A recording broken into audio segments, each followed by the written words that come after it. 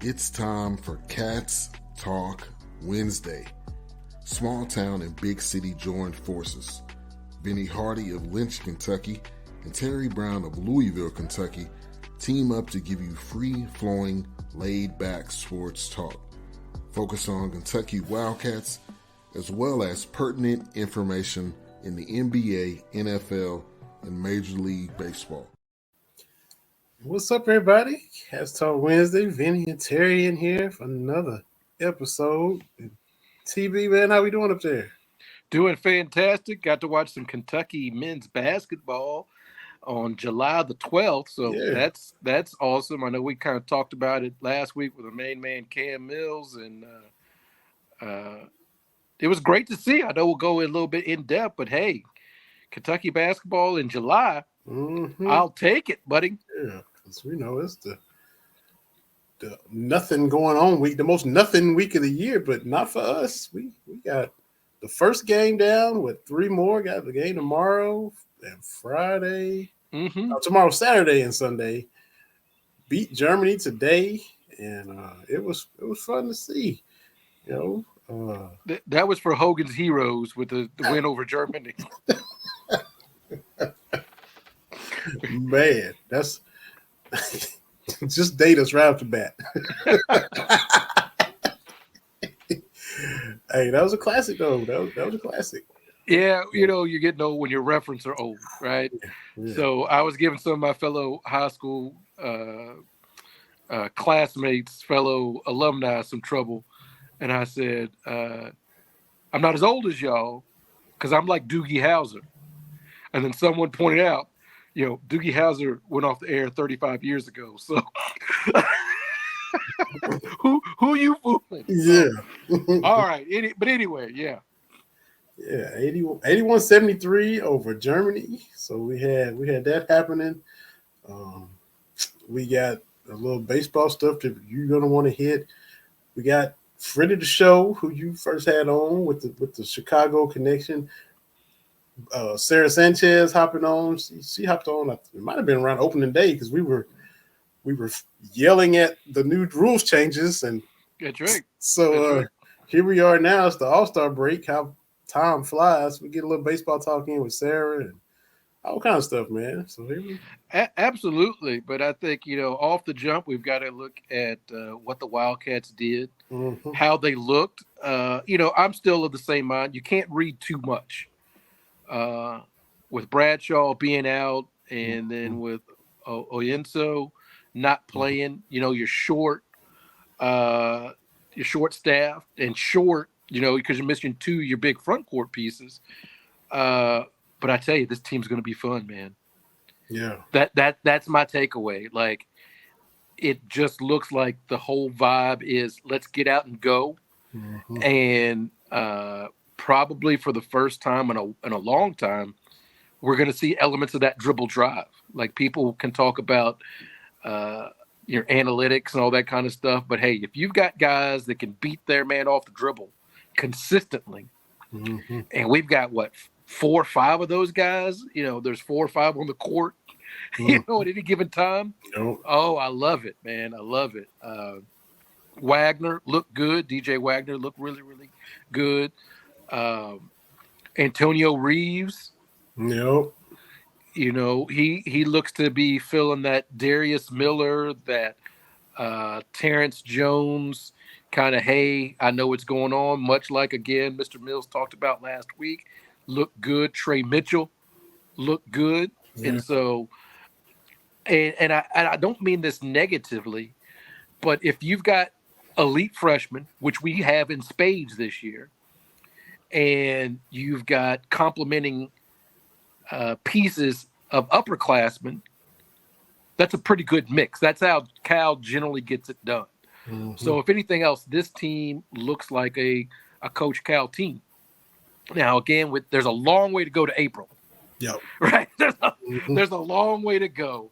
But you have to feel if this team stays healthy. I like what I'm seeing. I know a lot of people are like, oh, it's just the summer. I get it. You know, I'm not chomping at the bit to do 40-0 and all that kind of nonsense. Yeah. But I think we're going to see a much more fluid offensive team because we got high level drivers all over the place. We've got some shooters, and I tell you what, Reed Shepherd, love the kid. I just hope that the Big Blue Nation, I hope we keep our senses about the young man, right? Like, we can't expect him day one to be what his dad did, after being in the program for 5 years. The final game of his career. Right. We can't expect him to walk in and be MOP. Yeah. But he played, he played well within himself. Mm-hmm. This is the comp I had for him just watching this one game. He felt like a Manu Ginobili. Coming in off the bench. His shot wasn't falling, but he did all these little things, right? Mm-hmm. He was in the right position, which I think is a big thing at this stage too. So I'm excited. If this is going to be the baseline, I think when we looked at previous iterations of the team during the summer, we kind of saw what they were going to be. We saw in the summer what the team ended up being in March and April. And I think what we saw this time, the team was really, really good and talented, but there's so much room to grow and get better. Plus, you're missing two pieces. Yeah. So they're definitely going to look different. But what they had today, like I was curious to see Mitchell and look, this isn't the regular season. Curious to see if he would have the green light to shoot the three, because we knew he could hit it coming in, and he showed that he could hit it today. So even with the 7-footers coming back, that's still, you don't want to stifle that versatility that you're getting from him. Right. And he can play bigger if need be, considering what he did today, how they rebounded today without Ugo and Bradshaw. So that was fun to see. And like you said, the freshman, Shep wasn't hidden, but he had 6-7 assists. Should have had another assist. I think Mitchell missed a bunny that would have gave him one. He tipped it back in. Wagner, explosive, quick. Reeves providing the shooting that you need to space the floor, that because these guys are gonna suck in the defense because you can't keep them out of the paint. So it's you got to pick your poison, man. And Thiero, we didn't talk about. Yeah, I was getting ready to say, much ado about Thiero. Goodness, young man, like early on a breakaway, the German player tried to foul him for a layup, and he sought out the contact and finished. And I'm like, oh, he's gonna be a problem. Like finishing through contact, because you got to do that in the SEC, right? There's and get a call or not, but to seek out and finish it, but not seek it out to draw the foul, seek it out, take it, and then still finish. Young man, that if that dude is your X factor, it's like I saw something. We can talk about this for a second. Let me find this on the Twitter streets. It was hold on. Let me find it. Who's the greatest fourth option in NBA history? Like, who's your number? Like, you got your stars, you get your super teams, but as a fourth option, who's that? Like, I've always said, if James Worthy is your third option, that's pretty good. With Byron Scott being that fourth, that's a really good, really good thing. I went with Dennis Johnson on those Celtics teams, because you got Bird, Parrish, McHale, and then Dennis Johnson being your fourth option. That's pretty good. My point is, we got a lot of guys on this Kentucky team. They're going to take some highlights, right? But if Adu is a guy you can call on, and I thought he showed real promise last season when he didn't know what he was doing. Yeah. Now he has a clue what he's doing, and physically, you're going to have to put a big on him. Like, I don't know what if it's getting 3 square meals or what he's doing, but goodness, man, He had to stop growing since he got on campus. I mean, that's the dude that and I think you see that, in the NBA, like you just get tired of banging and get somebody big like that. Mm-hmm. And that's what you see. It's that Mark Stoops running game. We're gonna keep grinding on you. That way, the third and fourth quarter, boom, we just pound it, right? Mm-hmm. And I think in a basketball sense, it's the guys that their physicality is their thing. You just get tired of doing it. You look at what Jokic, Mm-hmm. that's how he wore AD down. Fourth Yeah. quarter, you just get tired of somebody putting their shoulder in your chest. Mm-hmm. I don't care who you are, right? If I had to tell young kids, how did Charles Barkley, all of 6'4", right, dominate the paint in the late 80s and 90s? His dude was physical. Mm-hmm. And a dude as that option, oh wow. Now we got a lot of things going. So it makes all the gnashing of teeth we did in April, May, and early June. Again, I know it's one game in the summertime, but just from what I've seen, oh come on, man, this gonna be fun. Because I listened to it at work. I was trying to get my CBS app downloaded or whatever. You got to put your TV provider on the phone. I didn't have password, so I just listened to Tom Leach and Goose Givens at work on the first half. And you mentioned the breakaway already, absorbing the contact and playing through it, getting the finish. And I don't know if I heard Tom Leach say once, Daryl just comes in and snatches a rebound from the German player. I mean, he was just yanking rebounds away from guys. I got home and turned it on, and that play, I think I tweeted about it. Dude was just trying to make a pass out front, and a dude was creeping. And if he passes it straight to his man, it's a steal and a dunk. So just as he's about to pass, he sees that it's going to be a turnover. So he ends up throwing an errant pass out of bounds. So it was a turnover either way. And so it's like, do I want this live ball dunk, or I just want to airmail out of bounds and when we get him the ball side out? And so just he was wreaking havoc. He was doing everything, man. Yeah, and that's the kind of stuff that you can pick up on. Again, April's a long way from here, and things are going to happen. They're going to lose some games. But for me, rough patches and all that. This team is going to be fun. Mm-hmm. And I think that's what has been missing is even the wins the last few years have just been methodical, grind them out kind of games. Like we've missed, the outliers have been like the Kansas game a few years ago, that North Carolina game that year. Alabama where Grady went berserk, but so many wins have just been grinded out where it's just and it's like a few years ago talking about the football team with Stoops, where it's like it was a lot of one score games. Like, give me a game where I didn't got to pay attention in the second half. Like it's on, but I can do other stuff. Give me one of those games. And I think we're going to have that. The guys are going to have fun. Mm-hmm. We may not see Coach Cal as animated yell at these guys because, one, we got some dogs. This team is just built differently. Mm-hmm. And I don't want to be negative against the players that we've had. We've had really good players over the last 4 or 5 years. But I think the makeup of this team is just different, and they seem to play with a little bit of an edge. And fit matters. Just accumulating talent.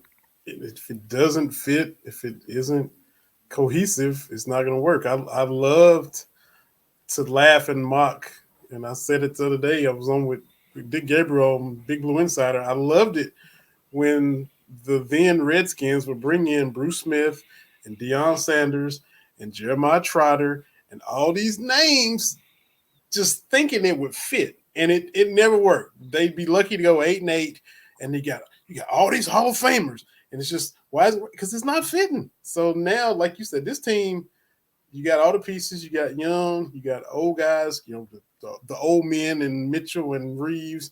You got shooting, you got driving. You're going to have size when you get the bigs back. So it's one game, long way between now and then, but the fit seems to kind of meshed pretty well so far. Right. And one of the commentators talked about DJ Wagner. He had a little jump stop in the lane off 2 feet, little floater. And they're talking about, oh, that's what his daddy did. You know what I said? Uh-oh. That's what his granddaddy did. That's what his granddaddy did too. So I think that helps as well with the freshmen. The 2 freshmen kind of, the headline grabbers. There's that lineage. Yeah. So again, they may not personally know, but I think they have been kind of groomed, for lack of better phrasing, for this. Reed is not going into this not understanding Kentucky basketball, and DJ is not going in this how to take Coach Cal, right? So that's a step ahead of the game. Is like you and I listen to our dads forever and ever and grandfathers, but if you're DJ and your dad can talk about X, Y, and Z, and then your grandfather can show his rings, that commands that attention, right? Like, hey, I got this at the college level. Hey, I got this at the NBA level, right? So you pay attention, and these guys are ready. They talked about that, the commentators did, how DJ got to this point, who his high school coaches were, and things of that nature. So high school is different than college. But again, this team just feels different. I really like the press. Yeah, I like because these guys are athletic. Let them, I think if you've got an athletic squad, let them go out there and get it, right? Because what happens is it sped Germany up. And it was the press not to get the turnovers, but they did get a lot. But it was just to speed Germany up a little bit. And, again, going back to those 96 cats, that was part of it, was to speed you up. So even if you broke it, your shot clock is at 15 seconds by the time you run in your offense, right? Or Kentucky scores a couple of baskets, and now you feel like you got to press a little bit and try to hit that 5-point shot, right? Like you try to push a little bit. And also, you create those turnovers. It creates more possessions for you on offense. Exactly. And I think that's going to be something I would love to see moving forward with this squad, because you've got ball handlers and finishers all over the place. Yeah. So one game, fun to see. We're not, trying to blow stuff out of proportion. And look, for those that want to negatively say, oh, it's just one game, they're the same ones that would have been fussing had they lost today. These are games that they could lose. So don't try to be like, oh, it's just one game, when you be the first one yelping and griping if Germany had beat them by 3 today or something like that. So it's look, I'm tempering expectations, but I go all in.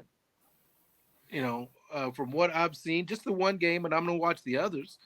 Obviously, I don't know if tomorrow's on TV. I'm not sure how that goes, but I thought was it replayed on CBS it may be replay it at midnight or something. Which I ain't got nothing to do. No, I don't either. But for those that don't already know, I think it's _UK ball _ on YouTube. Like puts every game up, commercial free, football, basketball, even the women's basketball SEC tournament run. Like if you, for some reason, you're working or miss it, you don't have to wait too long. And if I think I got that right, because I subscribe to it on YouTube, UK _UK ball 0 or something like that. I'll find it so I can give them the proper. I know what you're talking about. I think that's right.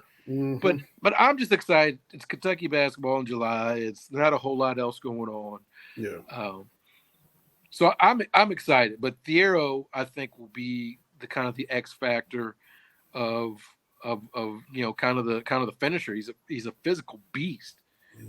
And still, look, we're still growing. Like we hear all these things about, broadcasters say things, we hear it all year long and get tired of it. But the kid is literally still growing, and that's been the case since he's arrived. He's just, an inch or two here or there. Or now he's putting muscle on, and I mean, like you already say, he's going to be a problem. He is, and he's Yeah, still getting to know his body. He's still right. mature. Oh my God! So the Yeah, potential, the ceiling for this kid is unbelievable. Another guy we mentioned the freshman, but he also came in knowing how Cal was going to be because his dad played for him too. He's got that same kind of growing up around the game, not being your typical freshman that yeah. from that lacking experience because his dad played for Cal back in the day, and so he can, already.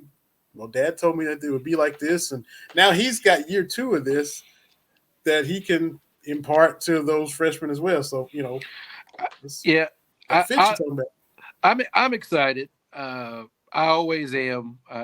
Maybe I'm a sunshine pumper or whatever, but I'm excited about what this team is capable of doing. I'm not gonna quite get the got to get 9, but I am feeling this team can get the 11th SEC championship.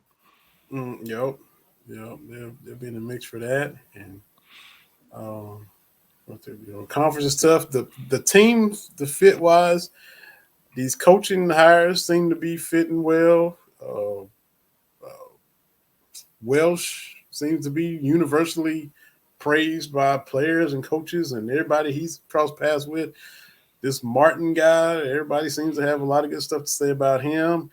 And seemingly Cal is kind of coming in and giving them a little bit of And, freedom. And that counts for something too when the staff is clicking and maybe and, they can take and some if of the workload off or make things easier. And it all matters. and if you didn't think that that Cal was going to fix this, that if your argument was he was asleep at the wheel,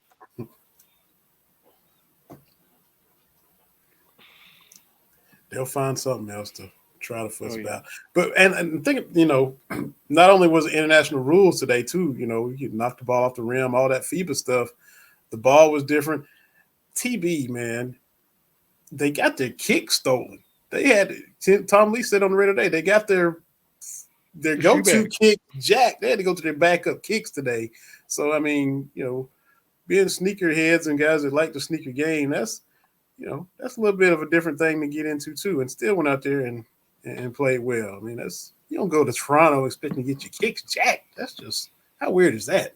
That's ridiculous. That's I blame Drake. I blame Drake for that. Yeah, But no, I saw that. That's crazy. yeah, man. And I mean, props to the equipment staff for having the whole backup bag of set. But man, this, I, this I thought they might be out there, them Air Monarchs. yeah, man. Had to make a run to the store right quick, but yeah, they had to account for that. So nice win. Look forward to tomorrow, and the rest of the weekend. It's just a little drop of 4 games into the middle of the summer. It's always cool when we get to see that happen. You got your jersey now. You want to flex on that now, or you want to flex on that later? Oh well, first off, uh, and we're going to talk in baseball with Sarah. But I want to be a baseball fan. I've me of 120, 140 something caps. I need to count. I need to get a recount. It's been a while, and I've added some. Uh, I watched a little bit of the home run derby, and then when it got good, I was all in. I watched a little bit of the All Star game, but I see the time I would have. It's always great, to see all your favorite players, one place, one. Part of it's because I'm old and I don't know anybody. Yeah, And that's on me for not knowing enough people.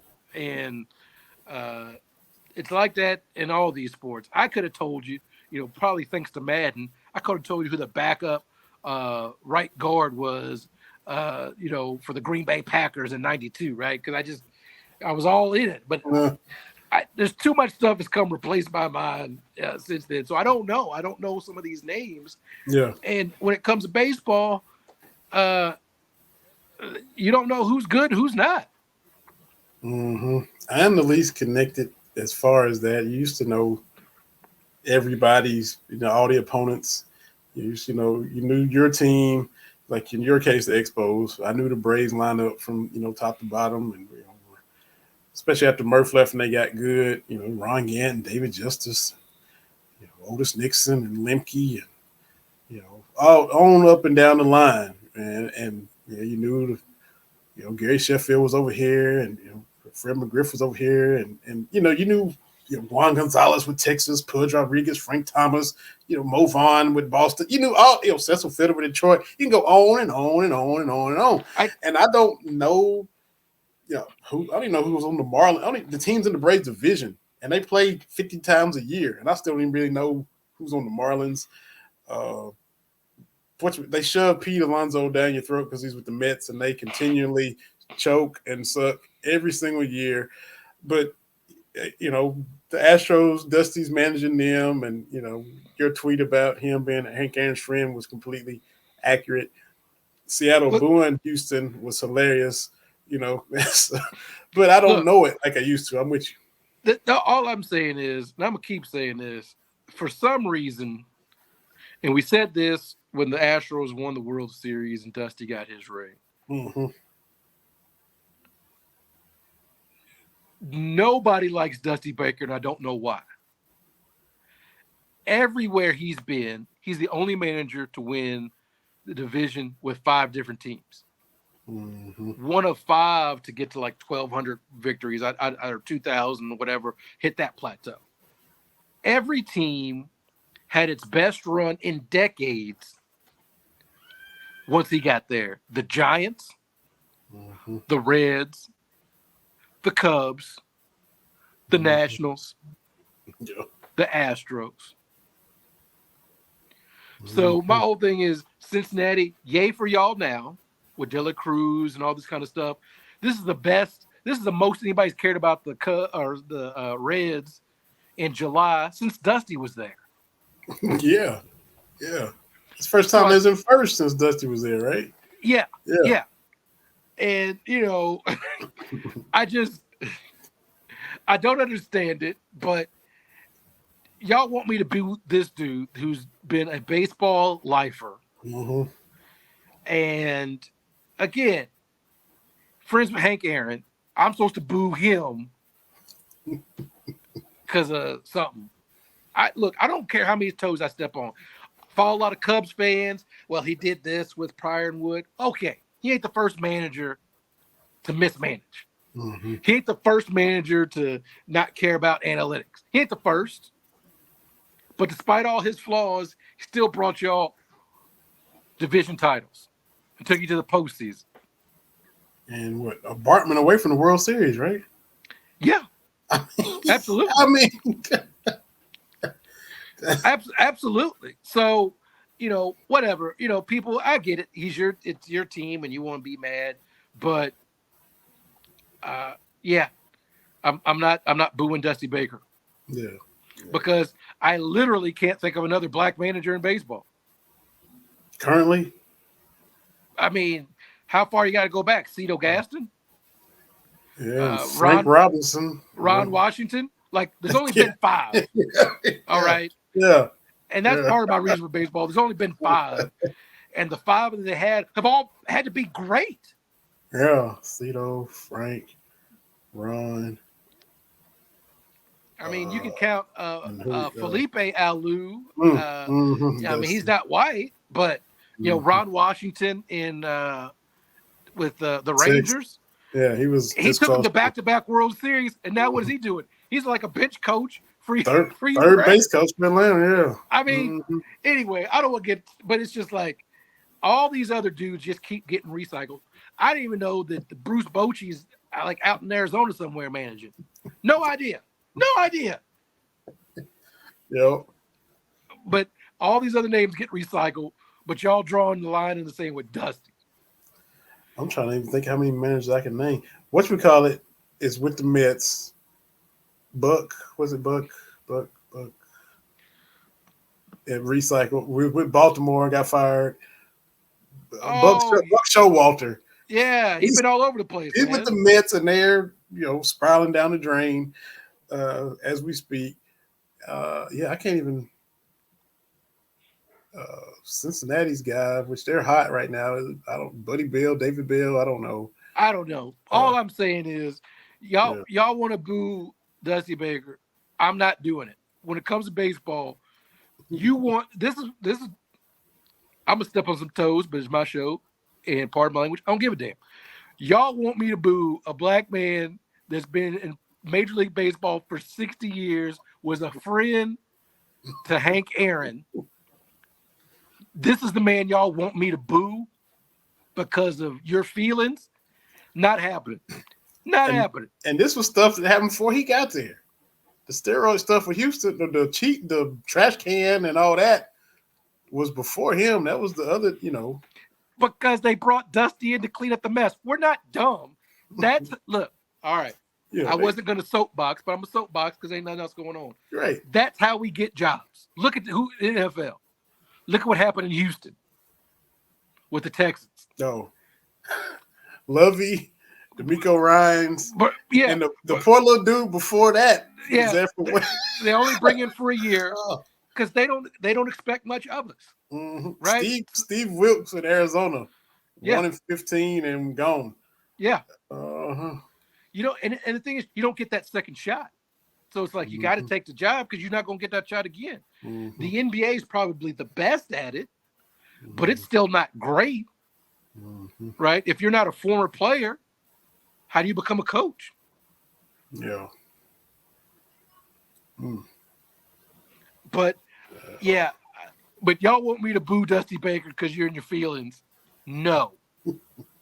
That's why I put out that picture yesterday, him and Hank Aaron on the Braves. Y'all want me to boo this guy? They've been around baseball for 60 years and has seen some things. Yeah. Absolutely. No, I am not booing Dusty Baker. He was a Bartman away from a World Series in Chicago with your lovely wife's team. At Game 7 of the World Series with the Giants. I mean, I was hoping they would have beat the Angels, but I mean, that's this close to one championship, this close to appearing in another one. He wins one with Houston. So and has given Cincinnati until 2023 the best baseball they've had since 1990. Yep. See, 1990, 2023. The best they've had in a quarter century. Mm-hmm. And they was like, yeah, you got to go. Oh. Anyway, I'm not booing Dusty. I don't care what your reasoning is. I'm not doing it. You ask me to boo a black man in baseball? No. When Tim Anderson's doing his thing, you want me to say something? No. No, I'm not. Because there's only about 10 black American baseball players in the MLB anyway. Yeah. Yep. I can't even name Tim Anderson. Yeah, I took Tim Anderson. I couldn't off the top of my head. But Andrew McCutcheon's still in there. And he and he on his last legs, boy. Kutch is getting his farewell tour. Yeah. And look, man, I love the game of baseball. I played it, not very well. I love it. It's a great game. But MLB just has not been hospitable for us. It just hasn't been. Mm-hmm. From Jackie and Larry Doby. We came along in that peak of the 80s where there were a lot of stars. Vince Coleman, Eric Davis, Darryl Strawberry, Ricky Henderson. Those dudes is gone, man. Your boy Tim Raines. Yeah. Barry Bonds. Thomas. Don't get me started about that, but I ain't gonna get on that soapbox. But yeah, I was supposed to boo I was supposed to boo Dusty Baker. Yeah. No, sir, not me. And when you did watch your guy, your son's guy, your guy's son rather, did do work in the home run derby. Look, man, all these Toronto fans, we love you, Vladdy Jr. I remember there's that picture that goes around social media of Vladimir Guerrero and his son. And do you know what uniform he's wearing? The Look at that. I loved it first, y'all. Vladimir Guerrero was really my favorite player growing up. I mean, I thought Barry Bonds was the best. I love Vlad Guerrero. Well, he played for my team. Mm-hmm. And if the pitcher threw it, he was going to swing. Yeah. Like, what pitch does he like? Whatever the pitcher throws, he going to make some contact. You sure is. And, that to me, hey, just swing it, just whatever. Numbers be damned. I am just swinging. And I love Vladimir Guerrero. No batting gloves. One time, I want to say the ball hit the plate and bounced up, and he still got a piece of it. And I'm like, off the hop. He hit it off the hop. Yeah, like what? Like where it's coming from? He's where he's swinging. And that to me is awesome. That's my philosophy on life. Whatever, just swing. Mm-hmm. Ain't not going to happen unless you swing the bat. But I love the home run derby. It's when we talk about all-star festivities, and the thing about the home run derby is you know what you're going to get, but it's still exciting. Right. Mm-hmm. I mean, what are you going to – you're going to see people hit home runs, right? Mm-hmm. Like that's what you want to see, and it always delivers. The NBA dunk contest is what it is. I mean, not quite what it was, right? Mm-hmm. But the home run derby always delivers. Whether it's a moment that,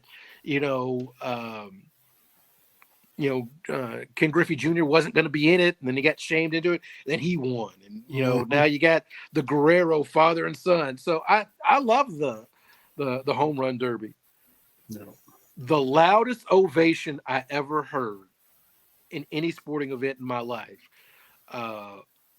I went to the All-Star game in St. Louis. 05? No. When was that? It wasn't 05. Because hold on. I gotta Google this because I want to be accurate. St. Louis All-Star game.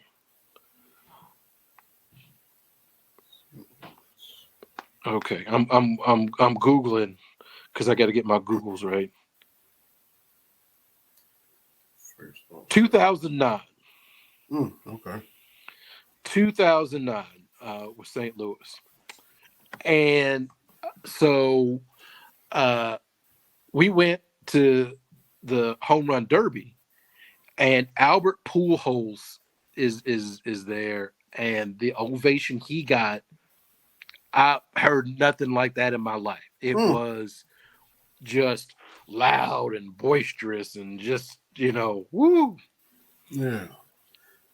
And if he had stayed, we talked about this. If he had stayed, the statue, the love, right? He wouldn't disappear for 10 years out there in Anaheim, and we forgot about him and all that. But yeah, he was the St. Louis, like him or not, and I gotta respect them because they've won 10 or 11 World Series, second most all time. They're usually always good. This is the first year I can remember them being down this bad. Seeing them in last place and out of it.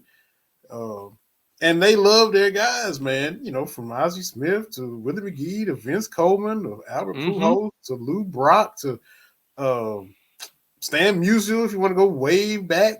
That they're knowledgeable and the history, and it's unique. I've never been there like you, but you can't disrespect them as a fan base or a franchise. So yeah, it's the Cubs fans do. I said that NL Central they hate each other. At some point, man, we talk about the Angels bringing in all this talent. They got to do something to prove to me it's not a money laundering operation. Because, think about it, right? Pujols, Mo Vaughn, not to mention, those are the guys they brought in. But again, you got Ohtani, and you got Mike Trout. Mm-hmm. And they're not even being competitive. What are you doing? You used to have Howie Kendrick was out there. He was good. What was the dude? Garrett. Garrett Anderson. Yes. Yeah, they He had, was they had some, but that's when they were actually trying to win. Like that's when they won the World Series. But since then, they've added all these names, and it's like they ain't doing nothing but counting checks, which is fine. Mm-hmm. But you're going to end up with two of the all-time greats, and not get remotely close to the postseason. I don't know if Shohei, he might bounce. I mean, they extended Trout, but Shohei might be throwing up deuces as soon as he's a free agent. I don't know. And I saw a commercial during the All-Star game. I had it on, and I think was it Mike Trout flashing back? He said I think he got second in Little League or middle school or something like that, and he didn't want to take the trophy because he said, I hate coming in second. I always have. It's like, buddy, if you could only come in second now. I mean, come on, man, because you ain't even sniffed third, let alone second. Look, man, all that stuff sounds cute. Like, I don't like to lose. Mm-hmm. But that's such a binary way of thinking. Everybody's not the best every year. Right? Like sometimes you're doing your job and you're just doing it the best you can and you keep it moving. It's like this whole culture with the participation trophies. Participation trophies are just that. Because when you and I were kids, it was to get kids to do stuff. And it was basically like, if you just show up, you get this. Mm-hmm. I have never met anyone in my life that thinks a participation trophy is anything more than that. Right. I've talked to a lot of people. I've never heard somebody say, well, I was on my sixth grade kickball team. Like, I've never had anyone put a participation trophy in my face. I've never had anybody think it was more than just that. Mm-hmm. And this whole notion of if you ain't first, you're last, like Ricky Bobby and Talladega Nights, that's dumb as hell too. You have to learn how to lose. That's just me. You have to learn there's more than just wins and losses. Because what this perversion in sports has done is you can't even appreciate people. I know we talked about the Angels and all these great players. Now, I love Ohtani. I love watching him pitch and hit. Mm-hmm. Yeah. Trout's great. Mm-hmm. But you got to put a team together to at least be competitive. Mm-hmm. But I'm talking about the way we view like Charles Barkley. Yeah. It's idiotic to me that people would have Charles Barkley out of their top 20 when I saw that dude play. Like, what are we doing here? Mm-hmm. He was good. He was great. Championship or no. Right? Like, and that's my whole frustration is you can be first, you can be second. It's okay. And that's why I love what Giannis said, in his post-game thing is, this is just a lesson. I don't feel like a failure.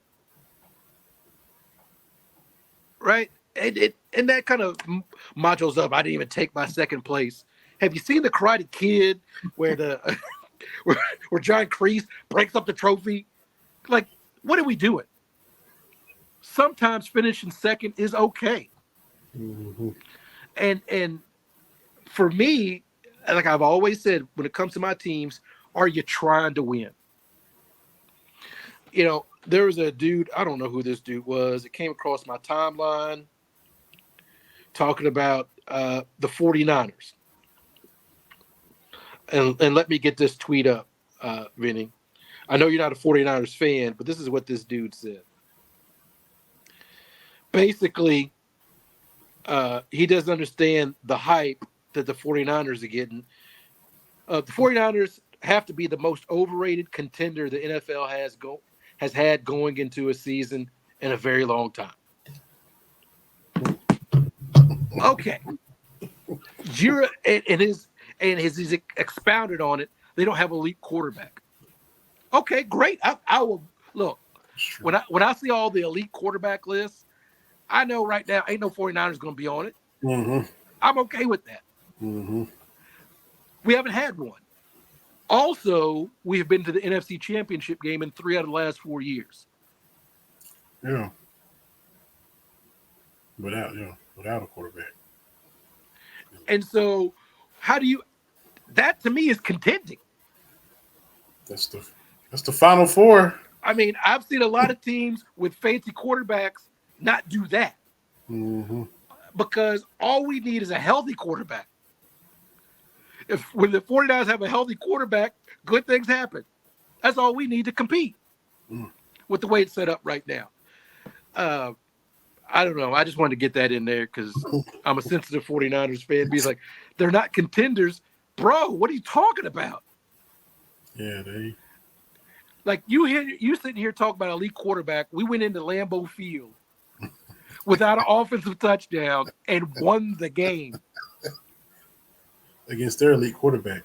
Against Aaron Rodgers, MVP Aaron Rodgers. Bro, what are you talking about? Mm-hmm. And that's what I love about it. Look, anyway, not going to get on that, but yeah, I'm all over the place today. You got me. I got fired up about Dusty because people booing Dusty. And I'm like, that's dumb as hell. Mm-hmm. And I get it. The Cubs think that he ruined their chances to win, but they still got a World Series. So I'm like, what are y'all mad about now? Mm-hmm. Y'all forgave Bartman, but you can't forgive Dusty? Bartman out and about again? Is he like just, hell no? He like going to Giordano's and getting the deep dish pizza in public? I mean, man, that man went into witness protection, and then when the Cubs won, they wanted to reach out to Bartman. We all saw that documentary and how his friends abandoned him in the bowels of Wrigley Field, and they had to get him out like he was a hostage from that from that Ben Affleck movie. Like they had, under the cover of darkness, had to give him home, and then the Cubs team was like, "Good luck, buddy." And so, and it's just like the Red Sox bringing out what's his name with the air, Bill Buckner, and he was like, all right, whatever. No, man, y'all need to be decent people without winning a championship. Yeah. Well, I guess now we need to make peace. Y'all should have made that man's life hell. Yeah.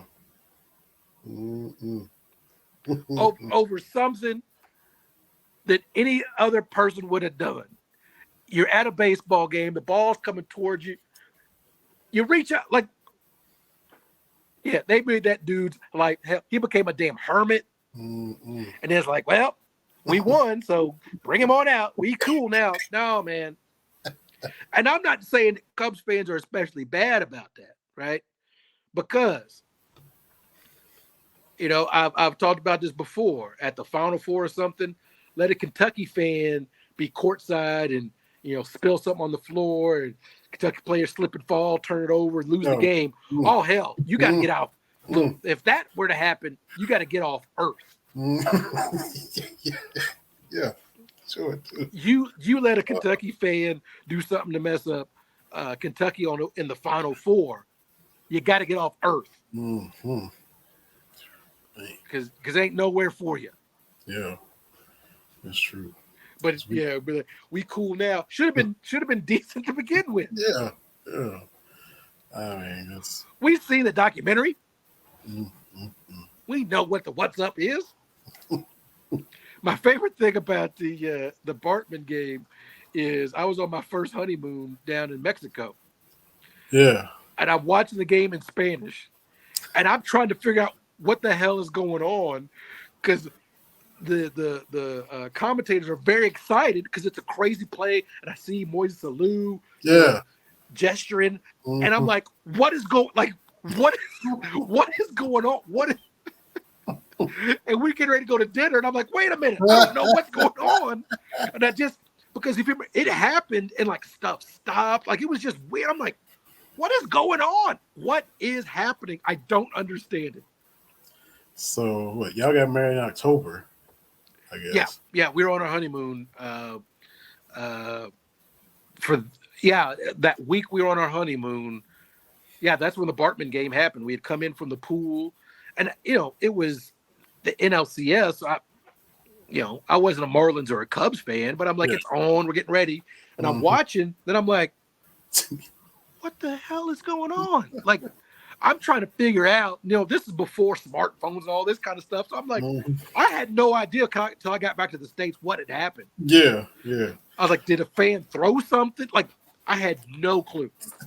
Where did y'all go?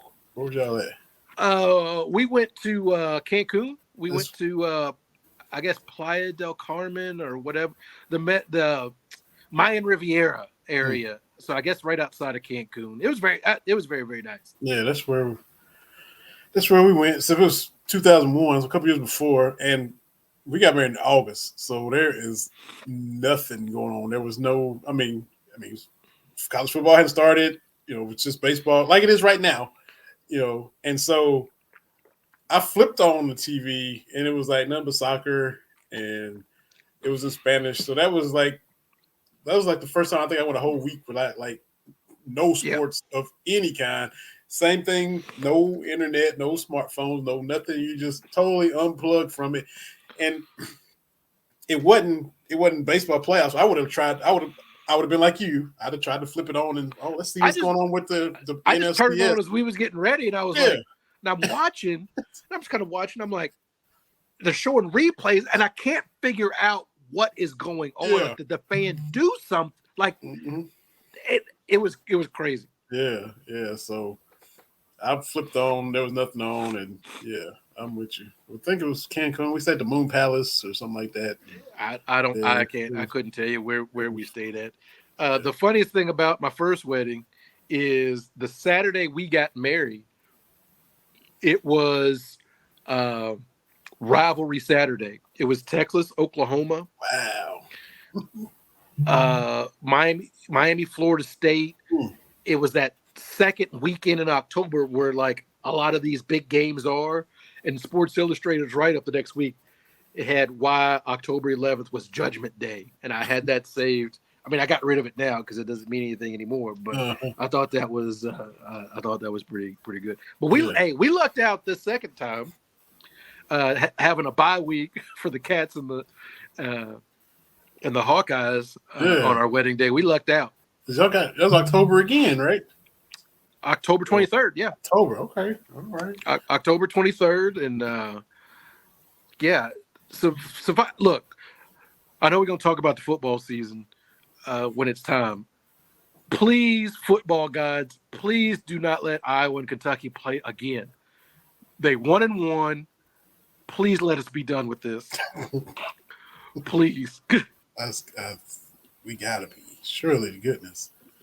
Surely. I don't want to play them again. But anyway, but yeah, the Bartman game. Look, I do love baseball a tremendous amount. I do. Mm-hmm. But I wish MLB. We're gonna talk a little bit more when Sara come on. But look, I got my Louisville Slugger. Oh, there you go. Uh-huh. With my name on it. Oh. Uh-huh. So I got my Louisville Slugger. I got somewhere in here. I got anchors to hold it up, but I'm saving that for. Eventually, we're going to finish in our basement, and we're going to have a little sports bar because she's got a bunch of Cubs memorabilia. Uh-huh. Oh yeah. And I finally got some signed stuff from a man, Cameron Mills. The shot heard around the bluegrass. Mm-hmm. Everybody and their brother had a signed one except for me, and I'm like, not work with you. What I got to do? I've been on your radio show. That's right. I got polos and everything. Yeah, sure. Come on now. Speaking of Cam, was on here last week with us. If y'all missed it, you can see it on demand on Roku, on YouTube. You can listen to it on Spotify and 6, 7, 8 other different podcast platforms. But we asked him about his better half, and then come to find out, we're talking about her doing Let's Talk Kentucky, and we finding out stuff and getting told stuff about Susan Mills that they didn't know. And they pulled the clip from our show with Cam and put it on their YouTube about Cam talking about Susan being in movies and he can't find them and she won't tell him and all the cool stuff she had done. But they put the clip of us on their show. So that was pretty neat, man. Cool of them to do that. That was good. And, I'm glad I shared that piece of advice. Sometimes you just got to be the Pips to your woman's Gladys. Mm-hmm. I've been sharing that on social media. That's a truitude, as the kids say. Mm-hmm. Exactly. And Cam didn't know. You learned him something last week. He's like, oh, you schooled him up on that, man. You sure did. Well, if we get serious for a moment, we've seen all this stuff on social media. Keke Palmer's baby daddy being ridiculous. Jonah Hill being ridiculous. And, my whole thing is, if I get into the relationship advice, you got to let your partner shine, man. Like, I'm not trying to control somebody else. And that's what it comes down to. Mm-hmm. That's the thing. You got to be comfortable. Let your partner do their thing. I mean, my dad explained to me like this. He said, just think about how many decisions you have to make every day. Mm-hmm. Why would you want to do that for somebody else? That's a lot of decisions. Mm-hmm. So what you do is you come up with stupid rules, right? And, my woman can't do that. Like, what is that for? Yeah. Because I remember, so my parents got married. They didn't have a lot financially, right? But my mom always wanted to travel. And so my dad said to my mom forever ago, way before I was born, hey, you stick with me. These are the things we're going to do. One of them, you're going to get to travel. Mm-hmm.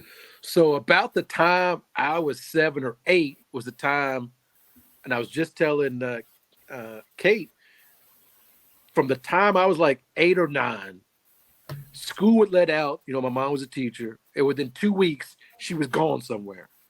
She was gone to New York. She was gone to London. She was 2 weeks in Greece. I can't name all the places. I'm gonna forget. She spent a lot of time in Asia. 2 weeks in Tokyo, Bali. She traveled around this place. She went to Ecuador. She been to this place and that place. And I remember we went to church one day, and it was me and my dad. And somebody said, you let her travel? My dad said, Are you crazy? She's grown. You mean let her do anything? This is what she wanted to do. This is what she's doing, right? And that was, I'm taking that in like, exactly. If there's something you want to do, go do it. Mm-hmm. You go shine by yourself. You ain't got nothing to do with me. You know what I mean? So I see all this stuff, all these bad relationship.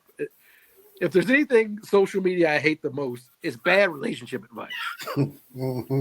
One, it's always dumb. 2, relationship advice is not universal. You got to figure out what works for you. What works with you and your Katie won't work for me and my Katie. Mm-hmm. That doesn't make you wrong and me right. That just means you're two people and have figured out how to make it work for 22? 22 next month, yeah. 22 years. We a year and a half trying to make it work.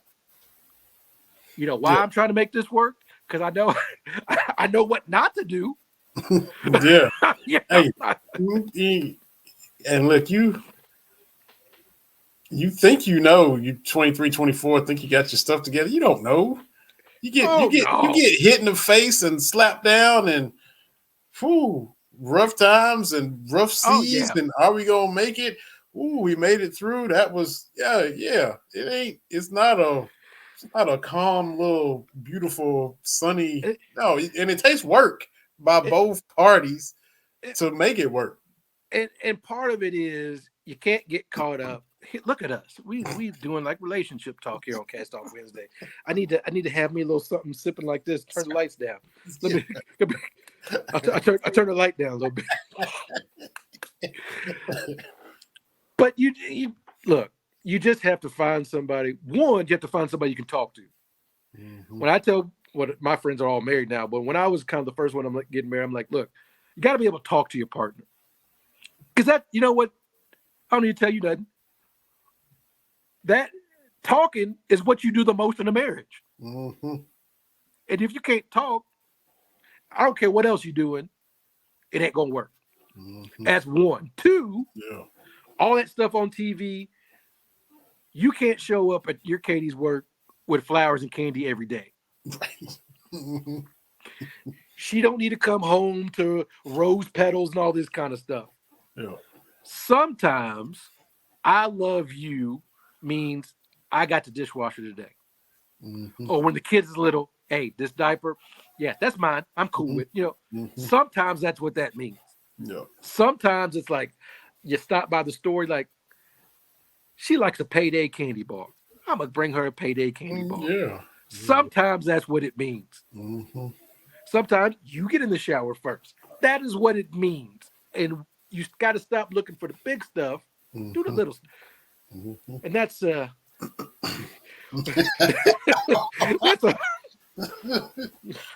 all that knowledge you drop make you thirsty, and not in the thirsty that the kids are talking about.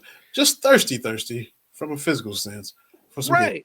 And that's what it's all about, man. But I too many dudes get caught up in what it means to be a man, and it's got to be my way to highway. That ain't how that works, man. And my Kate hasn't been around the world to the extent that Mama B has, but she went to Charlotte, she went to Vegas, she went here and there, just her and some girlfriends or something like that. Yeah. Like you, man, it ain't getting all bent out of shape and uptight and insecure about it. And so, like when I was growing up, my dad was assistant chief of police for the city of Louisville. That came with pomp and circumstance. Another thing my mom wanted to do is she wanted to go back to school. And I think I've shared with you, one of the coolest things about my mom is when I was in high school. It all starts running together. That's when you're getting old too. But she wanted to go back and get her doctorate degree in economics because she was interested in it. Like nothing to do with the job. She was just really interested, which I think is just, it blows my mind when I think about it. But we went to U of L for like some kind of, I don't know, ceremony, event or whatever. And she's there being recognized because she's awesome, right? And so me and my dad are standing there, and that night he was Dr. Brown's husband. Mm-hmm. That's, you're Dr. Brown's, you're Mrs. Brown's husband, blah, blah, blah, blah, blah. And I'm like, Dad, you chief of police. He's like, what does that matter here? One, and this is how he told me, your woman earns the spotlight. You got to give her the spotlight. He said to me, did I stop being assistant chief because no one said anything about it? Did that stop? Yeah. I said, no. He said, and what would I look like trying to take her shine? Talk about that here. Like, it's got no bearing on anything. Yeah. Right? If you're looking bad, if you're looking egotistical and right. Jealous and sad. No, you called me, man. Like, no. And the thing is, I mean, my dad had a healthy ego. We have talked about how the other James Brown was a singer and dancer. The other Jim Brown was a football player. And the second greatest alumni of Louisville Central High School is Muhammad Ali. So the man had a good ego, right? It wasn't about that, but it was just like, hey, it ain't about me right now. And that's a life lesson I've taken with me, on these Twitter streets. Hey, you're at Katie Cat Cubs husband. Yeah. And you learn that when you have kids, right? Mm-hmm. Oh, you Taylor's daddy. Yeah. I am. Yep. I am. Like, that's who I am. Hey, Lauren's dad. Hey, kids. That's just part of it. But I've also seen at schools where, at the, parents' day or whatever, no, I'm Dr. So-and-so. Man, this third grader don't give a damn if you are doctor, whatever. They don't care. And coming from the era when your dad was born, that was real rare. Because he's from that era where he's swimming upstream with that kind of thinking compared to what pretty much every dude that he was around. the way he was brought up, the mindset he was exposed to, and for him to be, look, my dad was born in 53, and your dad was born prior to that. 37. So 1937. So for him to have that logic from that time frame, that's rare, man. Yeah, and I never thought of my parents as being progressive, but my dad did. The cooking was 50-50. Mm-hmm. And you know that kitchen, you didn't, you joking with your Kate about that, but that's how it really was. Ralph Crandon, hey, get in there and make me, and so my dad liked to cook, and he was very good at it. For him, it was a stress reliever, for his job and all this kind of stuff. But he did a lot of the cooking because he also got offended when my mom would travel and people would be like, "Oh, guess y'all getting some pizza." And I'm like, "Ma'am, we are eating good. I'm talking, stir fry." Anyway, but my dad's thing was this: when it comes to a house, right? This house here that we got, been in for a year, pretty excited, but there's just stuff that needs to be done. Meals have to be cooked, things have to be cleaned, and it doesn't matter husband or wife, and I can only speak to that kind of relationship. I don't understand the same-sex dynamics, but I'm just saying, when you are the husband and wife, and we know what historically that has been, well, that's the woman's work. That was never my thing. My dad did most of the cleaning, right? Because you find something you're good at or you'll tolerate, and that person does that. I remember places my dad's talking about, when it comes to money, oh, he let my mom handle the money. People are like, really? And he's like, she getting her doctorate in economics. I would be an idiot. He's like, I make it, we put it in the pot, and then she does whatever. But because she did whatever, my parents were able to retire when they retired. They were able to do some things. My mom was able to travel all over the world. Yeah. Vinny, she filled up 3 passports. Do you know how many places you have to go to fill up 3 passports? I don't even know. No. A lot, because a lot of pages in the passport. Yes. I'm going to tell you this. It's more than 2. Uh-huh. It's more than 2, right? Yeah. So I never thought of my parents being these progressive, changing the world types, but that's just how I grew up.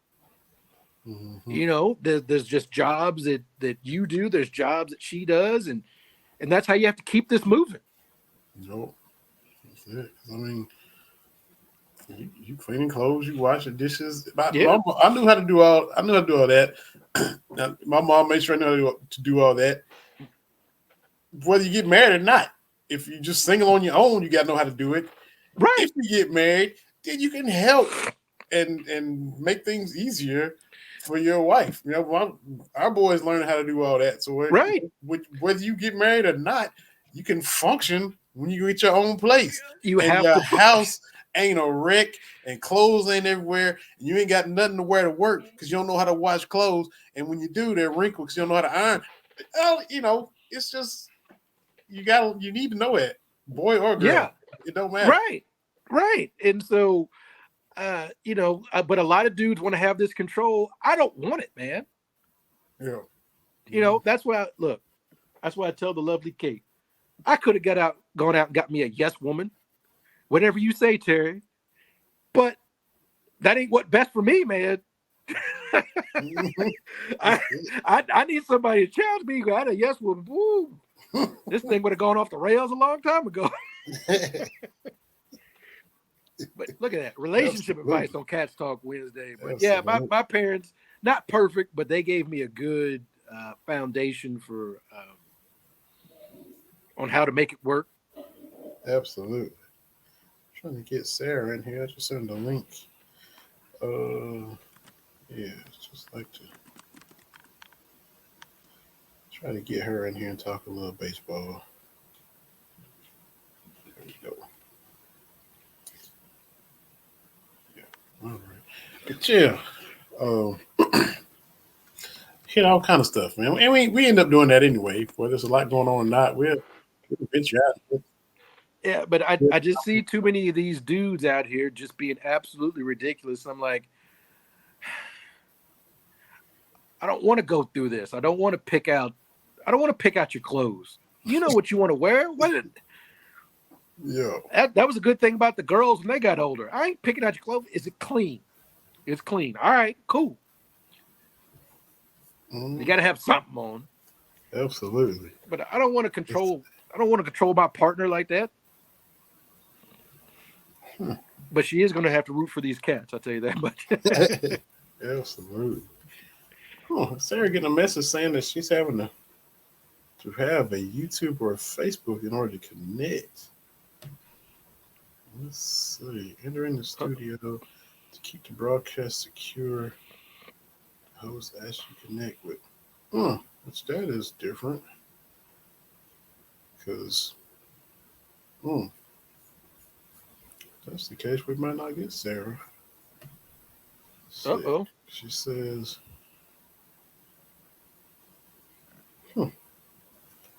standard login. I'll try to send it again, and then that's all I know to do. But I don't think done anything different to cause it to ask her for that. That's weird. Let's see. Uh-oh. But we dole out relationship advice too. Mm-hmm. Whatever your queries are, callers, we'll be able to. This is TB on the Quiet Storm. That was Jeffrey Osborne. Now we're going to take it with some Teddy P. Let's see. Come on now. Yeah, we do that sometimes. We change it up and hit a little relationship, music, comedy. We done hit all kind of stuff before. If this don't work, I don't know.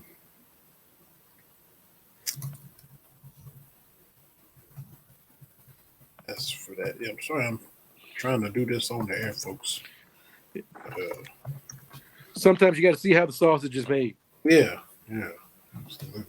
And if y'all long time folks know, like Michelle, the sausage was on every week because I was messing up something every episode when we first started. So we kind of cleaned up the casings in the sausage as the years have gone by. So, but let's see if we can get Sarah. I don't know why it sent that link, but if it doesn't.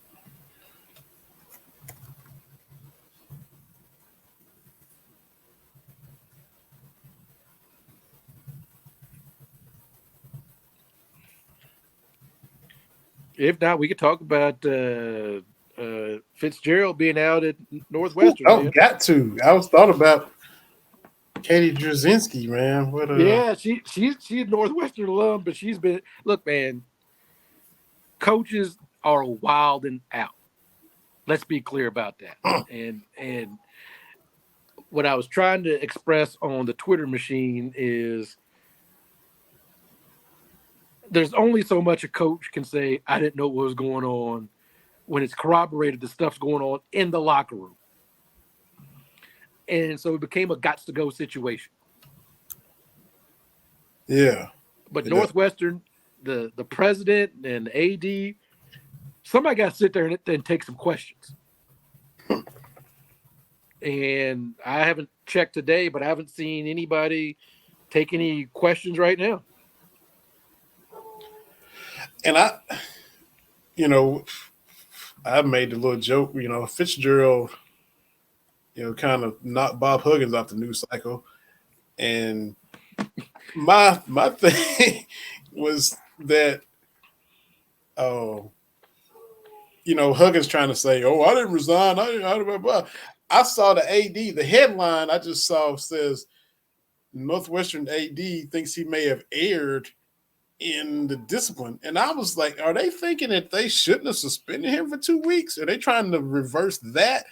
And come to find out, they felt suspending him was an error, and they decided to go ahead and part ways. But I thought they were trying to pull a reverse Huggins and say, "Oh man, our bad."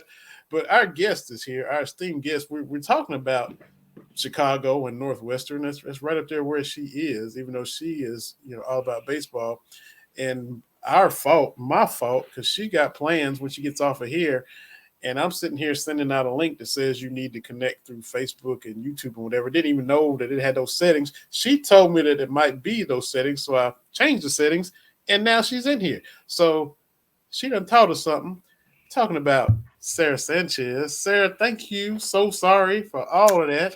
Apologize. Oh, no worries. I just felt awful because we use StreamYard to record Cup of Cubby Blue and What the Fab too. And I was like, I know there's a setting that will let people in without this, but I don't know where. I did not know. So I went to settings, like you said, because to my knowledge, this is the first time this has happened. It hadn't been anything different. And I'm like, this is the same one I sent you. And you came on before. I'm like, what's going on? So I'm sure StreamYard just messed stuff up. Okay. I blame StreamYard. Uh-oh. Terry's suiting up. What is going on? We're talking baseball, so I gotta switch gears here since we're talking baseball. A little Vladimir Guerrero Sr. action there. That's right. Like I've been telling people, Sarah, I loved him first. All these people, we love Vladdy Jr. I love his daddy. Oh, Vladito's the best, man. I wanted him to win the Derby 3 years ago. Yeah. Mm-hmm. Mm-hmm. So thank you for hopping on. Look, how crazy was it? You were on with us spring training, and now here we're at the All-Star break already. Yeah, the baseball season is just going as fast as it can be. It's well over the halfway mark. And I am currently writing a couple of pieces. I just published one today on my case for why the Cubs should be buyers. And tomorrow I'll publish my case for why the Cubs should be sellers, because they are right at that cusp of whether or not they should trade everybody away and get some prospects or try to compete. Me being the Braves fan that I am, Yeah, you can't relate. Hard to relate, I'm sure. In Cincinnati, we got, just the best record in the majors and all that. But Cincinnati got on this little hot streak. And, I kept saying that Wednesday before, I said, Matt's going to come in and shut that down. Took 2 out of 3 from them. Should have swept them. And I kept saying, TB, look, man, any team in this division can have a good week and a half and do what Cincinnati has done. Do you feel that way? I mean, because the Cubs aren't that far back. Cincinnati's went 20-2 or whatever they've done the last month, but they're not light years ahead of everybody. So I think the Cubs will probably do better in the second half than they did in the first half. I think that for a couple of reasons. One, they are the only team with a positive run differential in the NL Central, which indicates their record is probably a little bit unlucky. Their schedule is also a lot easier in the second half than it was in the first half. In the first half, the average winning percentage of teams they played is at .509. And in the second half, it'll be closer to .480. So they have an easier schedule and they have a lot of talent that just has underperformed a little bit. That said, they do not have an Ellie De La Cruz in the system to call up. They don't have a Matt McClain in the system to call up. They don't have any of these guys like Jake Fraley, TJ Friedel, these dudes who are doing like what the Young Cubs did in 2015 when they called it right after they called up Jorge Soler and Javier Baez and Kyle Schwarber and Chris Bryant back to back to back to back. Like that's what you do when you go on a run. And the Cubs have none of that. So it is a team that theoretically could make a run at the division. It would not surprise me if they chose to add, mainly because what they need to add is cheap. They need a couple of bullpen arms, like a couple of left-handed bullpen arms specifically, maybe a power bat in the middle of the lineup, but they don't necessarily need that power bat if Cody Bellinger keeps doing what he's doing. So it's just kind of one of these questions of like, do I stay or do I go? And they are right on that line. We're going to find out a lot in the next 20 days before the trade deadline. And going back to the Reds, but they are in first place in that division for the first time in blue million years. I saw where they just finished the series with the Brewers. They're going to be playing the Brewers a ton in the second half, and the Brewers are 4-1 against them. So is that reasons for optimism that for the rest of y'all that hey, the Reds might fall back down to earth because they got a lot of head-to-head games with Milwaukee, who seems to have their number. So my case against the Reds, I really like the Reds for the record. I have been joking around. There's a joke in the fantasy baseball community started by my friend Jeff Erickson and Scott Jenstead, who host the RotoWire podcast. Jeff is a longtime Reds fan, and Scott is a A's fan who is looking for a new team based on what has happened in Oakland these days. So the joke is that they've been calling them our Reds because the Reds are so fun and Scott can just adopt them. Honestly, like a handful of other fantasy analysts, myself included, at moments when the Cubs have totally sucked, have basically started doing the same because the Reds rock, man. It's really fun to watch that team play baseball. Ellie De La Cruz stole every base on 2 pitches the other night, and it was the craziest thing I've ever seen in my life. And when he stole home, the guy had no shot. He had the ball. His back was turned to home. He had no shot of getting Ellie De La Cruz out. It was the craziest thing I've seen in baseball this side of Javier Baez, and I am here for all of that. I love it. Plus, they got Joey Votto back, and you've got Joey Votto doing post-game interviews with his hat backwards and his shirt untucked, talking about how this is what the kids do these days when we're young and hip and have a fresco waiting for him in our hotel room. I mean, I am here for all of this. I love the Reds. If it can't be the Cubs, it better be the Reds because it can't be the Brewers or the Cardinals. That said, the Reds have the 28th worst ERA among their starting pitching in baseball, and they play in a bandbox. So they have to figure out a way to win some baseball games with pitching and not just with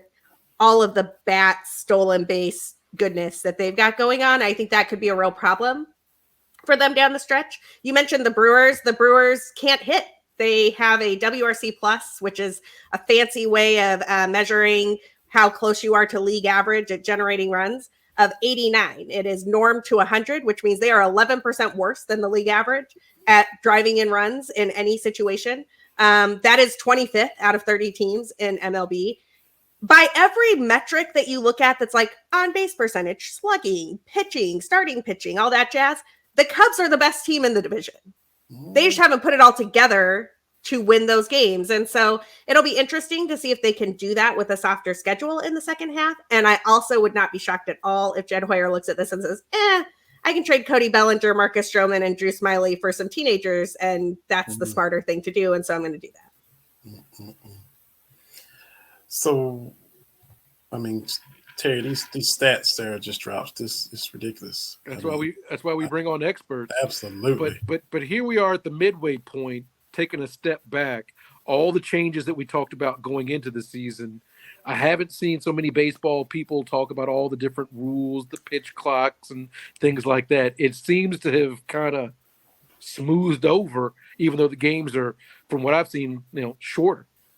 Well, a couple of things there. So I'm so glad you brought that up. I've been talking about this mostly on my fantasy baseball show, which is called What the Fab.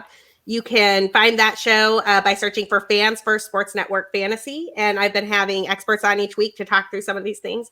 I had the good fortune to talk to my friend Jason Collette, who is one of the co-hosts of The Sleeper and the Bust. And I have Joe Sheehan coming on in a week or two to talk about this because he's been looking at the rules changes too. A couple of things that jump out in the numbers. ERA across the league is up over the course of this season, but WHIP is not. And what that basically means is there aren't more walks, hits, or anything like that per innings pitched, but there are more runs per guys who get on base. That is probably the stolen base rule. And when I was talking about this last week with Ariel Cohen, one of the things that we noticed was last year at the halfway point of the season, there were only 2 teams that had stolen more than 70 bases. This year at the halfway point, there were 12. And there are 2 teams who have stolen more than 100 bases. Last year at this point in the season, there were like 4 guys who had more than 20 stolen bases. This year, there are 20, and there are 2 guys with more than 40. So it is a bonkers run environment, but it's not a bonkers hitting environment. And so you're probably not noticing more hits because there really aren't more hits, but there definitely is more action, and there's more runs being scored as a result of that action. The pitch clock, I actually think what we're seeing in terms of the effect is what we're not seeing. And what I mean by that is there are a handful of pitchers who used to be really good who have struggled mightily in this new environment. And my suspicion, I don't have any numbers on this, but my suspicion is it's something akin to like test anxiety. I'm an old teacher, so I know what happens when you put a clock on a kid and you're like, hey, you have 3 hours to do this thing instead of like just work it out on your own time and turn it into me. A lot of people struggle in that environment. When you put a clock on somebody to do a thing, their anxiety kicks in and they can't do the thing that they could do without the clock. I think what we saw this season with Jameson Taillon is related to that. He's talked about having sequencing issues, particularly with lefties, and now teams are stacking lefties against him to exploit those sequencing issues, which means that he just doesn't know which pitch to throw in the right moment, and he's on a clock, so he has to make that decision super fast. If he makes that decision wrong, the pitch all of a sudden sails out of the ballpark. Alec Manoah, I think, was having a similar problem. I mean, he went from being one of the best pitchers in baseball to getting sent back to complex league to like coming back and trying to make another run at it. And so I think that what we're seeing with the pitch clock is all these guys who have like these inexplicable struggles, they've been great for 5 or 6 years and suddenly they're not. I think that's where we're seeing it. And I think we saw it early in the season with injuries. Jeffrey Springs, Drew Rasmussen, like there's some really great pitchers, Justin May, who are out for the season with injuries. And I think that if you were not conditioned well enough to deal with that faster pace of delivery, that would show up there too. Makes sense. It sure does, man. So, spring training, we were all kind of fussing about the rules, kind of railing against them, kind of resisting and wondering why. Have you come around, or it's not as bad as I thought watching it? What's it been like for you as far as what we thought then compared to what you think now? It's a great question. I apologize in advance that there's a tornado warning in Chicago right now. And so if you can hear sirens in the background, that's the tornado sirens in Chicago. So that's always fun. I don't know if you can hear them or not. I can hear them. The experience of being at the ballpark is great. It moves really fast. I no longer go get my mid-innings second drink. Like I get my drink at the start of the game and I just sit in my seat. And frankly, Wrigley has done a nice job in some areas where you can order concessions to your seat. So if I'm going to get a second drink or like anything like that, I'm just going to order those concessions to my seat rather than get up and walk around. I used to get up and walk around more and I don't anymore. I've talked about this with a friend of mine who I sit with in the bleachers all the time, Bleacher Tony, and he had a really great suggestion that I think is what I would like to see MLB do. And that is there's no need to have 2 different clocks. The 2 different clocks is just kind of confusing for people. And it makes it so that pitchers have a harder time getting into their rhythm and batters have a harder time getting into their rhythm. So instead of having a 20-second clock and a 15-second clock, I think they should probably just have a straight 20-second clock. It's always 20 seconds, whether there's runners on or not. I think that would probably get people more into the rhythm better. And they wouldn't have to worry about, oh, now it's 15, now it's 20, now it's this, now it's that. I think that the places where I've seen problems, it's because of how the umpires are choosing to stick to the letter of the law on things. And they're doing things like calling pitch violations. When Cody Bellinger went back to Dodger Stadium for the first time, got a standing ovation, and wound up with a strike for it because they were doing a standing ovation for Cody Bellinger and the pitch clock ran out. Like that obviously shouldn't happen. And the league says they have protocols for you to submit those in advance and the Dodgers just didn't do it or whatever. But come on, like the umpire should have the discretion to just say, nah, that's not a strike. He's tipping his cap and stuff. Leave him alone until he steps in. Yeah, totally. I mean, right before the All-Star break, Kyle Hendricks came out and was in his warm-up. And he's throwing warm-up pitches, and the umpire decided that the warm-up had gone too long. And so Kyle Hendricks starts the game with ball 1 on the Yankees leadoff hitter because he threw 1 extra warm-up pitch. David Ross got kicked out of the game over that, right? Like, I think those types of things are where we're seeing it the most, like the places at the margin where the umpires are trying to be sticklers for something that they don't need to be sticklers for. There's a really interesting couple of pieces out today, actually, right after the All-Star break. The Major League Baseball Players Association is asking that the clock be longer in the postseason. And frankly, I not only agree with that, like I think they should do the 20-second flat clock throughout from September on, but I don't want to see a clock in the 9th inning or later. I do not ever want to see a baseball game end on a umpire called walk or an umpire called strike for any reason at any point in time. I can't imagine what the utility of having that clock in September and in the postseason is. Like, let the playoff races happen the way they're supposed to happen in those later innings. And I just we talked about this the last time I was here. That Ohtani Trout matchup in the World Baseball Classic was the most amazing thing I've ever seen in baseball. Nobody needed a clock on that. Yeah. Nobody needs Ohtani trying to speed up the game or Mike Trout trying to just let them go. They're great at this. This is what we came for. Last things, I know you got to go. How many Cubs games or MLB games have you been to this year? And who's your favorite hitter and pitcher all time? Oh man. I mean, I can stick around for a few more minutes. I know I was the one running behind with technical difficulties today, but these are great questions. Okay, let's see. I don't know the exact number of games I've gone to this year. It's a lot because Cubs tickets are cheap because the team is not very good. And so what I generally do, I live 5 blocks from Wrigley, and what I tend to do is I look up the tickets on StubHub or SeatGeek the morning of, and I just find a single that's like $6, and then I go. Wow. And that's kind of my MO for games. So I've been to a lot of games this season. I know I have been to a game every homestand except for the opening week when I was out of town.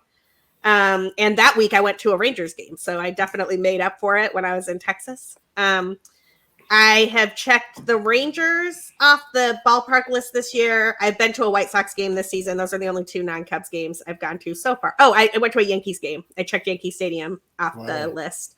And so I've been to, I don't know, I'd have to look, but I'd say at least 20 games this season. Because that's what I like to do. It's my favorite thing. Favorite players all time. My favorite hitter is still Wilson Contreras. I know he struggled a little bit this season. The underlying numbers indicate that he's just been super unlucky. He still hits the ball very hard. He still barrels the ball at an incredible rate. He's still a great hitter. If you are a fantasy person, go trade for Wilson Contreras. You probably won't get asked for very much, and he's going to do damage in the second half, in my opinion. And he is my favorite all time. He surpassed Ryan Sandberg at some point in time.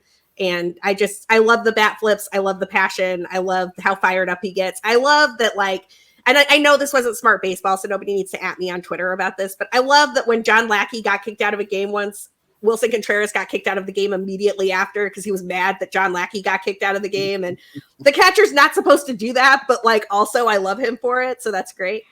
Pitcher is harder. I'm going to go with John Lester, mainly because John Lester is involved with both of my favorite teams, the Boston Red Sox and the Chicago Cubs. And the dude is just a gamer. He actually reminds me a ton of what we're seeing from Justin Steele right now, which is pitching above where you should be with the stuff that you have because you're just that good at executing it over and over again. And in fact, John Lester apparently had some conversations with Justin Steele about how to leverage that stuff and how to make sure it happened. And I can see it in the way Steele approaches the game, and I really like that, watching Justin Steele pitch. I think this year, my favorite players on the Cubs, and I'm just going to volunteer this even though you didn't ask, Christopher Morel is a stud.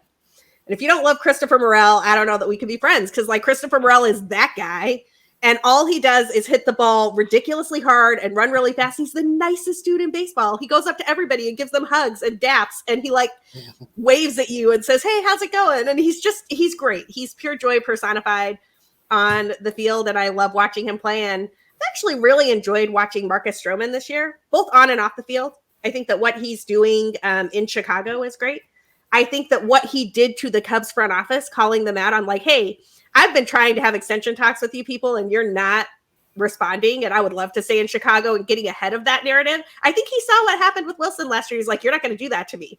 I will control the narrative on this. Thought it was notable that Marcus Stroman announced his own all-star selection on social media. He did not let the Cubs do it. He was yo, I'm an all-star again. I like that. I like Marcus Stroman taking control of his own narrative and making sure that he's not going to get railroaded by a front office that I just haven't had that much faith in. So how did you like Globe Life, your trip to Arlington to the Rangers Park? It's better on the inside than the outside. Okay. So it's not a very walkable neighborhood. And I noticed that when I go places, I live in one of the most walkable neighborhoods in the world in Lakeview in Chicago. And so I'm spoiled a little bit, but it's not a very walkable neighborhood when you're out there by the Rangers Park. And so as you walk up, it looks like an airplane hangar or a big box store or just it's monstrosity in the distance. And as you get closer and as you get inside, there's mountains and there's brick and it's really nice. And the inside is great. So I really liked it once I was in there, but from a distance, it was kind of ooh, this is where I'm going to watch a baseball game. It was fun to see the Rangers play. This Rangers team is scary good. They lost Jacob deGrom for the season. They're still scary good. Nathan Eovaldi is pitching out of his mind right now. Marcus Semion's having another great year. Corey Seager had an injury at the start of the year, but he's back and doing damage right now. Josh Young, don't sleep on Josh Young. That dude hits home runs. He's great. And their catcher, Jonah Heim, is really fun. So I was very happy to see that team play. I liked the park. I liked it better than Yankee Stadium. That's my hot take. Hey. They should have kept the old Yankee Stadium. I'm a sucker for old parks, and what they did with the new Yankee Stadium just doesn't impress me much. So I haven't been to Globe Life, but I did go to the ballpark in Arlington, and I thought that was still a nice looking park. You know, when the Rangers get this new one, and I'm like, oh, this one was cool. But hey, you know. Yeah, it's great. I think the reason, because it's still up, it's right across the street there, and they do concerts and stuff there. I think the reason I was told that they built the new one is they needed a roof for air conditioning. It just gets too hot in Dallas in the summer to be outdoors like that. But you're right, that the other park looks lovely, and I would have totally loved to see a game there too. Yeah, it was neat. We had a good time. We went to tour Cowboy Stadium and all that, and the Rangers just happened to be in town playing the Astros. So hey, let's pop in there and catch a Rangers game, and we had a good time. My last question for you: are you a fan? You know, serious as you are, as much knowledge as you have. This is more humorous to me, but I don't know if you like it or not. Are you a fan of Gar Ryness, the batting stance guy who impersonates all of the hitters' stances? I love that dude. Yes, absolutely. I can't do that. I don't have, with the exception of a couple of real, like, I know the swing. Like Andre Dawson had a swing. Oh my God! You could pull that off a silhouette anywhere. Yes. It's notable, but I can't. That's the Hawk, man. Expos and Cubs. That dude had a swing. I can't do that for the vast majority of baseball players. I can do it for a handful. I am so impressed with people that can do that, like can mimic the swing. Yeah. And I'm also very impressed. Like Mark DeRosa on MLB Network does this. Like he'll guess the swing sometimes, and he always gets it right. It's uncanny. That's an unbelievable skill, in my opinion, that he just knows all of that. I have a question for you all. Are you playing Immaculate Grid? Because Immaculate Grid is the greatest thing that has ever happened to waste my time. Explain it to me. I did it once. And I'm helping. I'm helping with the misses, just because if it's a Cubs player or someone in El Central, those teams, she's great. But some of the other things, I will help her with, like she doesn't know about the Marlins, so I'm into it vicariously with her. I'm trying to stick my toe in there, so I need to get up to speed on it. So the way that I let Immaculate Grid go all day if I have to, like I just kind of like come to it back and forth as the day goes on. Like I'm not looking to finish it in 20 seconds or anything like that, because you only get 9 guesses, so you got to guess right. I always fill in what I think is the hardest guess first. So like, for example, there was one the other day that I think was guys with 300 or 200 strikeouts in a season who were also Cy Young Award winners or whatever. Like that strikes me as the hardest part to fill out, because that's a very finite list. That's a list of like, I don't know how many, but like 20, 25 people total. So you want to get those guys in first because you can't use them anywhere else. Right. And you don't want to accidentally use one of the guys there in a different square and then you don't have another guess. But I have also found that, like, I'm super into baseball. I love this sport. I've watched a ton of it. I have weird blank spots, man. Like, there was one that was like the Pirates and the Toronto Blue Jays the other day or something. I was like, I got nothing. Like, I'm just like, I'm like racking my brain for Pirates, trying to remember anyone who might have played for the Blue Jays. Joe Carter, John Olerud. Look at you. I think I did go with John Olerud eventually, but like, come on, man. Like, that's tough. My trick for Immaculate Grid, there are 2 guys that I always start with.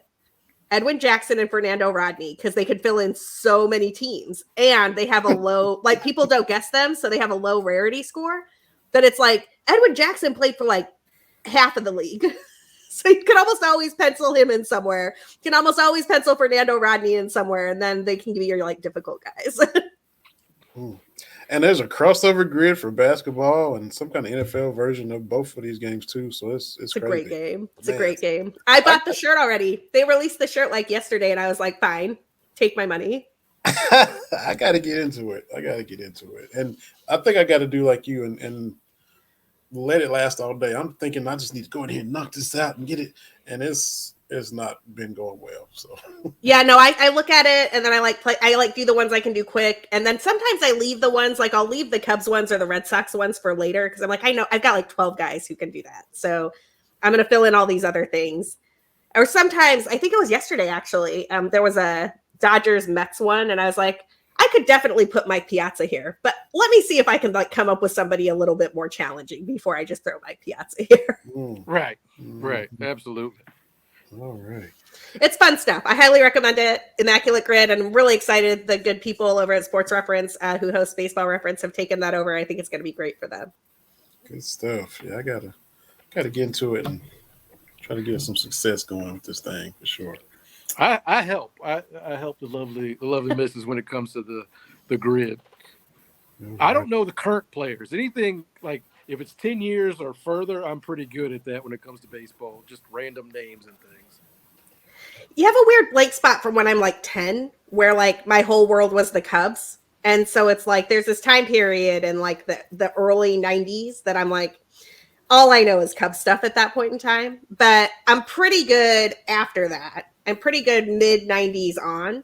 And I'm real good at like historical stuff because I spent a lot of time as a kid reading about like the Negro Leagues, Joe DiMaggio, like what is the history of baseball? Who were the Cubs at first? Why were they called the Orphans? All that type of stuff. So I have like some deep old school knowledge and then some real good like the last 20 years knowledge. And then there's like this gap when I was a kid.